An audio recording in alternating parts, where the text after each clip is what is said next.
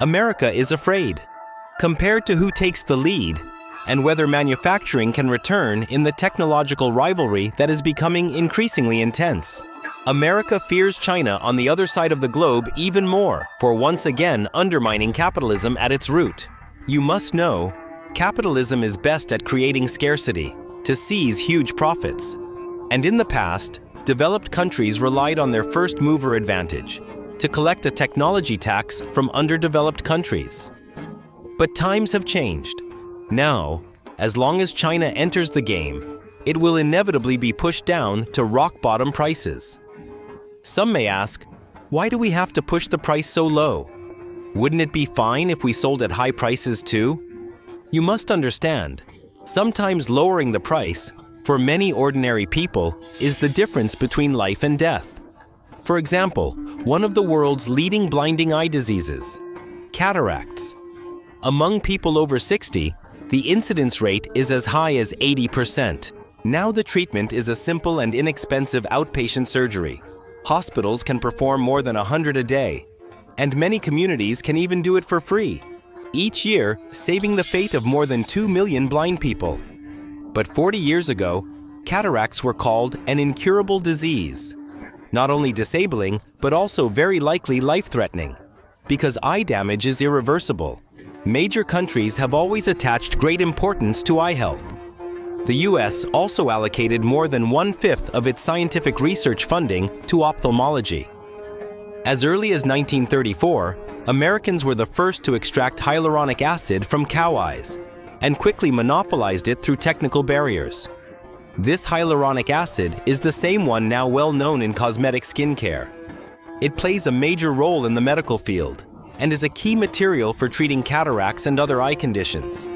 But just like capitalists would rather pour milk away than sell it at a low price, Americans would rather inject hyaluronic acid into racehorses, while selling it to the people at a sky-high price of 2 million yuan per kilogram. One vial of hyaluronic acid equaled 5 years of wages for an average Chinese person. It was simply unaffordable. Countless patients were dragged into blindness.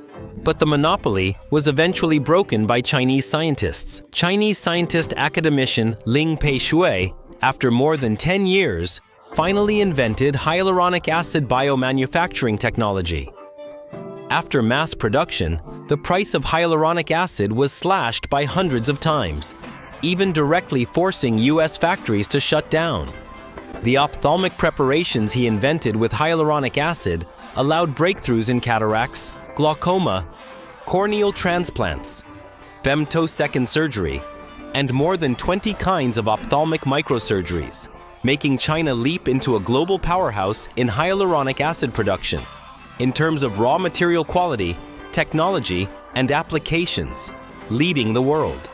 Even the neighboring kimchi country's pillar industry of medical beauty had to purchase China's hyaluronic acid. So was that a victory? No. After finding that the monopoly card for medical hyaluronic acid was no longer effective, Western capital began to play another card, the marketing card. In 1985, academician Ling published the world's first paper on hyaluronic acid in skincare and beauty and began its application. This made Western capital see a new opportunity, and they heavily marketed hyaluronic acid skincare products. So much so that now 90% of people mistakenly believe foreign hyaluronic acid is better.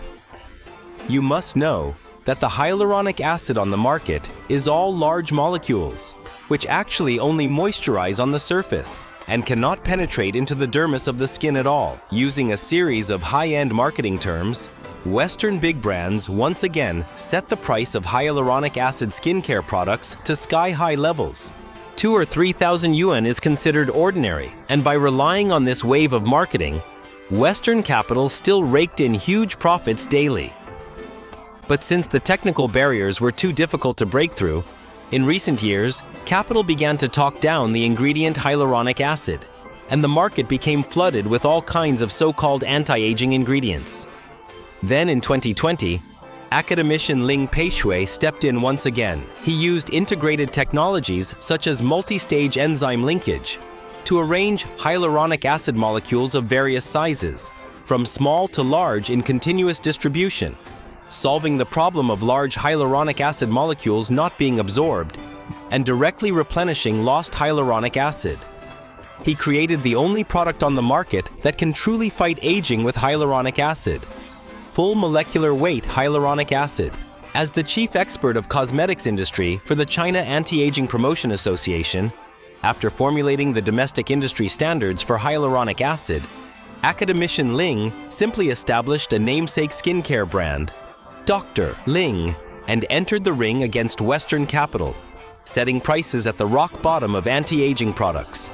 The once inflated prices of hyaluronic acid skincare products were once again slashed by Dr. Ling. It can be said that monopoly and relying on monopoly to gain excess profits is the nature of capitalism. But ensuring the common good of all the struggling people is the romance of the Chinese people. With the stagnation of Western science and technology, and our own rapid progress in science and technology, our struggle with capital is far from over. Everything may only just be beginning.